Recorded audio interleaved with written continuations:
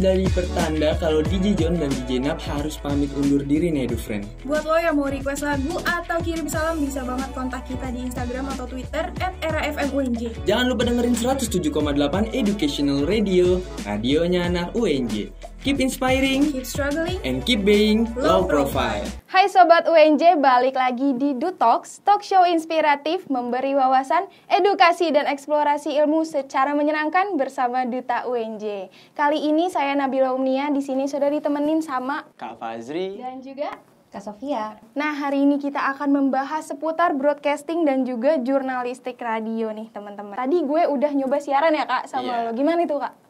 Ya lumayan sih. Lumayan lah ya, bisa lah ya. Masih belajar kan? Masih belajar. Ya, kapan-kapan lah ya, Kak, diajak lagi. Oke, main-main kayak rap. Oke, siap. Nah, teman-teman, sebelum kita mulai untuk masuk ke topik kita yang sangat menarik hari ini, mungkin dari Kak Fajri dan juga Kak Sofi bisa nih perkenalkan diri terlebih dahulu sedikit aja agar penonton di rumah bisa lebih kenal sama Kakak. Silakan, Kak.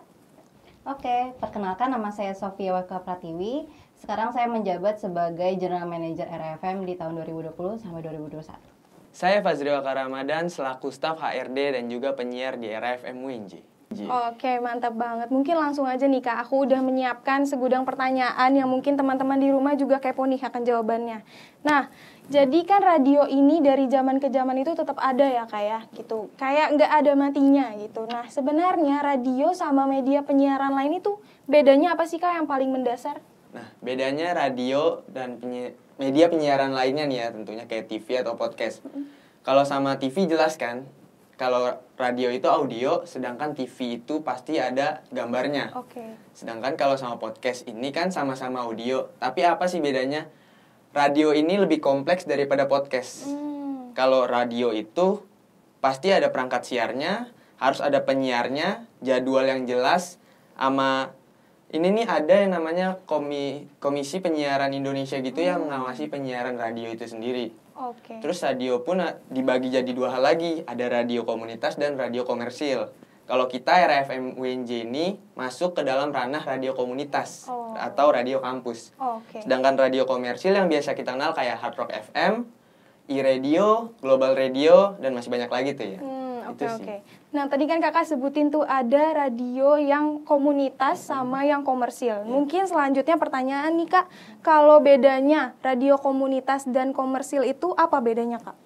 Oh, kalau radio komersial sama radio komunitas tuh kelihatan banget sebenarnya bedanya. Kalau komunitas tuh lingkupnya kan kecil ya, kayak contohnya kita di kampus gitu. Tapi kalau misalnya radio komersil itu yang benar kata tadi Fajri bilang tuh, yang kita kenal, yang biasa kita dengar gitu. Tapi yang benar-benar ngebeda itu biasanya kalau radio komersil itu jarak dengernya kan frekuensinya bisa di mana-mana kan. Meskipun contoh misalnya studionya Prambors itu ada di daerah Jakarta Selatan, tapi kita bisa dengerin di Bekasi. Tapi kalau radio komunitas itu jangkauannya cuman sedikit, cuman radius 2,5 kilometer dari tempat transmitter itu, alias misalnya di sini gitu.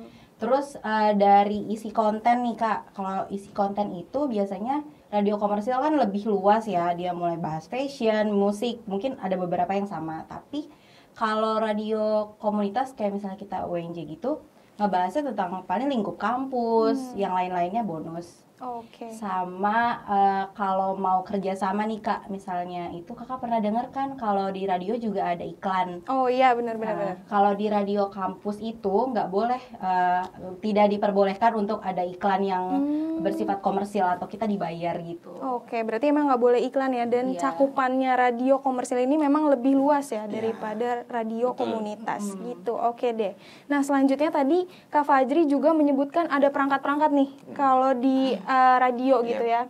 Nah, perangkatnya tuh apa aja sih, Kak, dan fungsi-fungsinya apa nih? Karena kayaknya banyak banget nih yang aku lihat di sini tuh, kayaknya seru banget gitu. Bisa nggak nih, Kak, tolong dijelasin? Perangkat siar itu banyak banget sebenarnya ya. Oke. Tapi yang paling sederhana dan banyak nih, ada yang tahu, ada yang enggak juga sih. Ini kayak yang ada di depan kita nih. Oke. Ini namanya mikrofon, pasti tahu. Mikrofon. Mic Terus? dah pokoknya. Ini juga ada komputer. Komputer ya, tuh Kak? biasanya fungsinya ini buat skrip ataupun lagu-lagu yang udah disusun di dalamnya playlist. Oh, gitu. Atau kalau kita juga buka buat pemancar lewat komputer dulu. Terus ini ada mixer. Mixer ini fungsinya buat nyambungin antara komputer itu mic sama transmitter itu sendiri. Nah, transmitter itu sebagai pemancar suara. Oke. Jadi kan jangkauan kita ada di radius 2,5 kilo. 2,5 kilo. Nah, salah satu alat buat memancarkan suaranya itu transmitter itu sendiri. Oke, berarti tadi. Selanjutnya mungkin buat Kak Sofi nih Kak. Dalam media penyiaran itu Kak bentuknya harus selalu audio atau bisa bentuk lain sih Kak? Kayak misalnya video gitu. Dan bentuk fisiknya itu apakah harus radio itu Kak? Yang bentuk fisiknya kotak itu yang bisa kita putar-putar tuh Kak? Oke.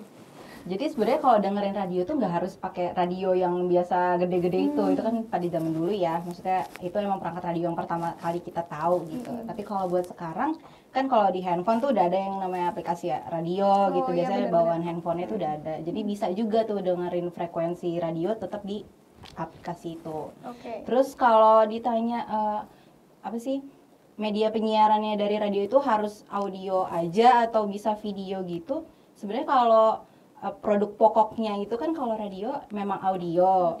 Tapi kalau untuk menunjang dari informasi nih, misalnya kita mau biasanya kalau itu video gitu ya atau gambar itu bisa berupa video di YouTube atau di Instagram mungkin sekarang sama artikel yang biasanya di website gitu. Oke, berarti tadi bentuk fisiknya nggak harus radio yang jadul banget ya kayak diputer-puter gitu. Bisa aja mungkin dari handphone atau aku juga pernah dengar radio dari TV Kak.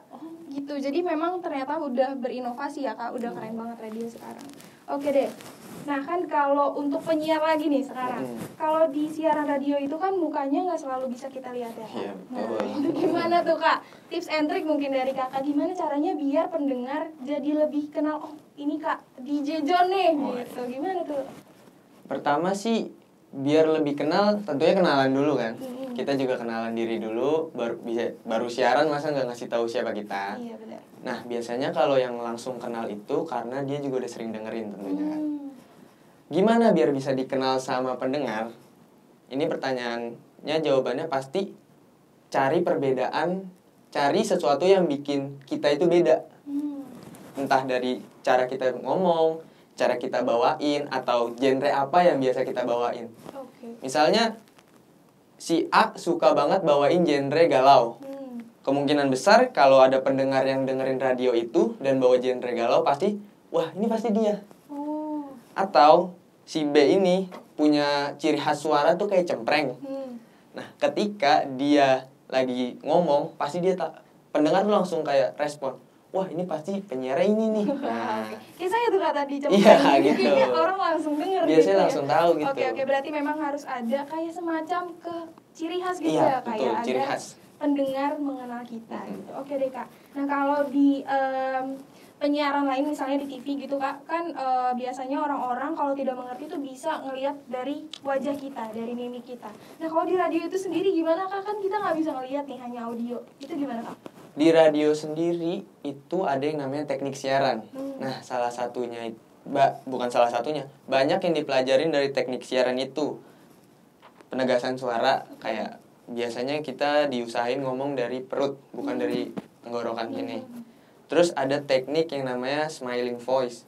Terus ada juga kita harus bisa ngatur intonasi, artikulasi suara kita, sama pokoknya kita gimana, sama ekspresif. Walaupun kita di belakang layar, cuma di depan mic nih, tapi kita harus benar-benar ketika bawain itu benar-benar berekspresi kayak lagi ngobrol sama orang. Oh gitu. Jadi ibaratnya orang bisa ngebayangin kalau dia lagi diajak ngobrol. Oh oke, jadi berarti bukan karena hanya di depan mic kita mukanya bisa kaku gitu. Iya, kan? nggak boleh. Oh, guys, gitu. Nah, Berarti memang harus ada usahain ekspresi, ekspresinya, smiling kayak voice. ekspresi lagi ngobrol gini aja. Oh, oke gitu, berarti memang sebenarnya nggak terlalu jauh ya perbedaannya karena tetap butuh ekspresi. Oke, keren banget nih ternyata. Nah tadi juga kita berbicara, kakak sih sebenarnya yang berbicara tentang KPI, Komisi Penyiaran Indonesia. Nah kalau yang aku sih orang awam, yang aku tahu lebih kepada di TV-TV aja tuh Kak. Nah kalau di radio tuh gimana Kak? Sebenarnya di radio itu juga diawasin sama KPI, tapi KPI ini dari yang aku baca juga ya, ada beberapa radio komunitas yang diawasin sama KPI daerah. Tapi kalau di Jakarta ini radio komunitas kurang pengawasan dari KPI, tapi kita tetap ada batasan-batasan yang kita nggak boleh lewatin. Nah, Kalau radio komersil itu udah pasti di bawah pengawasan KPI sih. Oh gitu. Berarti kalau untuk di Jakarta sendiri memang untuk radio komunitas belum terlalu diawasi ya Iya. sama KPI. Oke deh. Jadi seperti itu ya teman-teman. Jadi sebenarnya radio di kampus atau radio komunitas itu berbeda juga dengan radio komersil, dan juga kalau untuk KPI itu lebih mengawasi kepada radio yang komersil ya. Kalau untuk di daerah tapi ada juga yang mengawasi radio komunitas. Nah, pertanyaan selanjutnya kita akan masuk ke jurnalistik nih Kak. Oke. Kan kalau di radio itu juga bisa ya Kak belajar jurnalistik. Nah, selain menyiarkan lewat radio, biasanya media penyiaran itu bisa menyiarkan berita lewat apa sih Kak? Oke, kalau di radio itu memang audio kan, lewat radio langsung gitu, frekuensi ataupun streaming. Tapi kalau untuk broadcasting atau penyiaran itu juga bisa bentuk artikel kan, yang tadi aku juga udah jelasin. Itu bisa lewat website gitu. Jadi biasanya kalau di website itu memang ada artikel-artikel atau ada berita-beritanya juga di situ. Oke gitu ya, berarti ada artikel juga ya Kak ya. Nah selanjutnya nih, untuk membuat berita atau menyiarkan radio itu siapa sih yang siapa yang membuat beritanya, maksud aku? Apakah penyiarnya juga atau ada tim khusus dari sebuah badan penyiaran gitu, ada nggak Kak? Oke, jadi kalau di radio itu kan sebenarnya ada yang namanya news director ya. Mungkin nggak semua radio komersil tuh punya news director, tapi biasanya mereka itu ada tim on air sama ada produsernya juga. Nah, produser ini kan memang untuk menyiapkan skrip ya Kak buat penyiarnya. Terus biasanya kalau memang ada news directornya, mereka juga yang ngebantu untuk nyari beritanya. Oh gitu. Tapi kalau untuk disiarkannya kan, kalau tadi news director itu cuman via tulisan misalnya ya di website-nya tadi. Tapi kalau untuk penyiarnya itu balik lagi ke penyiarnya. Jadi gimana caranya dia itu membawa sebuah berita itu menjadi hal yang menarik gitu dan gak kepanjangan. Kan kalau artikel kan mungkin kata-katanya banyak ada kayak monoton gitu iya. ya, Kak. Nah, kalau penyiar itu jadi ibaratnya meskipun udah disediain nih gitu sama produser atau news directornya, tapi tetap diolah lagi sama penyiarnya untuk dibawain gitu. Nah, kita balik lagi nih sekarang ke penyiar nih. Tadi kan diarahin lagi kepada penyiarnya nih. Kakak nih selaku penyiar sendiri, itu gimana cara kakak mengemas berita? Sebenarnya mengemas suatu berita itu kalau di radio ini sama kayak kita ngasih tahu temen. Nah, jadi kita dikasih satu berita di laptop atau di komputer, di skrip lah. Nah, gimana caranya kita biasanya ngobrol sama temen, gitu aja. Biasanya kan kayak misalnya nih, Jakarta hari ini memulai PSBB transisi. Nah, gimana caranya kita ngasih tahu itu ke temen tapi bahasa kita ngobrol. Lu tahu nggak sih? Jakarta nih hari ini PSBB transisi loh. Oke. Gitu. Berarti bahasanya memang lebih fokus kepada teman gitu ya, teman. Karena sebenarnya jurnalistik radio itu beda sama jurnalistik pada umumnya kayak artikel yang ada di berita-berita gitu. Jurnalistik radio itu diciptakan itu buat didengar, bukan buat dibaca. Oke. Jadi seperti itu ya teman-teman. Jadi penyampaian bahasanya itu lebih kepada seperti teman sebaya ya? Iya. Oke, nih selanjutnya ada pertanyaan lagi nih Kak. Biasanya berita seperti apa sih Kak yang bisa dimasukin ke dalam radio komunitas gitu? Terutama kan kita ini di radio kampus gitu. Gimana tuh Kak? Kalau radio kampus, karena kita basisnya di kampus ya, pastinya tentang kampus kan. Kayak misalnya ada, kalau di kita nih contoh, ada event kampus gitu. Mau itu event-event mana aja deh, kayak lomba, seminar. Terus juga kita juga nyediain info beasiswa, terus info lowongan kerja. Terus kayak ada misalnya ada komunitas yang mau promosi nih, bisa juga gitu. Jadi kita emang fokusnya ke kampus, tapi nggak menutup kemungkinan kita nginformasiin info-info yang lain gitu. Misalnya kayak ada Ariana Grande konser gitu, atau Justin Bieber ke Indonesia atau gimana, itu bisa. Pokoknya hal-hal yang lagi in juga bisa, tapi yang dikemukakan tuh, yang diutamakan itu info kampus. Oh gitu, berarti memang ada info kampus yang jadi prioritas ya Kak untuk diberitakan di radio komunitas ini sendiri. Nah, untuk pertanyaan terakhir nih untuk Kak Fajri selaku penyiar, gimana sih Kak caranya membawakan berita yang langsung dari lapangan? Biasanya kan kalau di TV itu lebih kepada saya melaporkan gitu kan ya. Nah, kalau dari radio gimana tuh Kak? Sebenarnya teknik-teknik pembawaan berita dari lapangan di radio itu ada beberapa teknik ya. Salah satunya itu penyiar penyiar nyambungin telepon kepada reporter yang ada di lapangan itu sendiri. Lewat telepon disambungin ke disambungin ke mixer, terus masuk ke dalam siaran. Bisa juga penyiar mengabarkan langsung, reporter mengabarkan langsung dan dibacain sama penyiar. Oh gitu, oke deh teman-teman, ternyata di radio itu bisa dibilang cukup kompleks ya Kak ya. Ada penyiarannya juga, terus ada perangkatnya juga, ada cara-cara untuk penyampaiannya juga, bener ya Kak ya?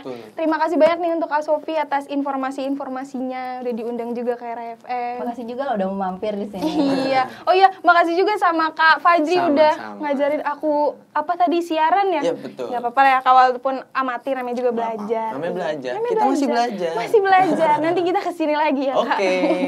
Oke deh. Seperti itu ya teman-teman. Jangan lupa saksikan Dutalk selanjutnya yang akan hadir dengan topik menarik lainnya. Spesial untuk kamu, mahasiswa Universitas Negeri Jakarta.